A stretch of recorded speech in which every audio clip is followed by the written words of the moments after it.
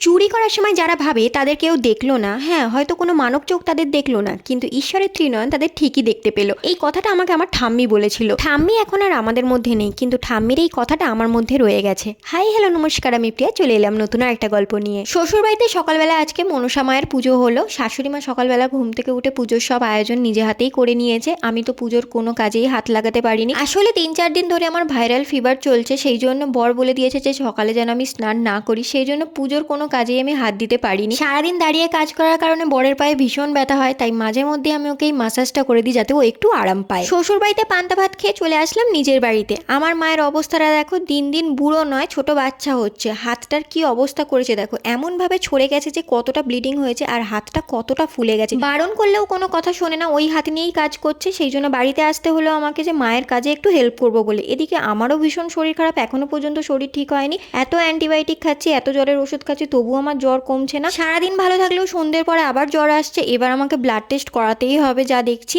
আচ্ছা জুডিও সেলে কি তোমরা শপিং করলে? আমার তো করা হয়নি, আমার ভাই শপিং করে এনেছে দেখলাম। 2টো প্যান্ট কিনেছে, একটা জামা কিনেছে। ভিডিওটা এখানেই শেষ করে দিলাম। ভালো লাগলে লাইক শেয়ার কমেন্ট করে আমাকে ফলো করে নিও। টাটা।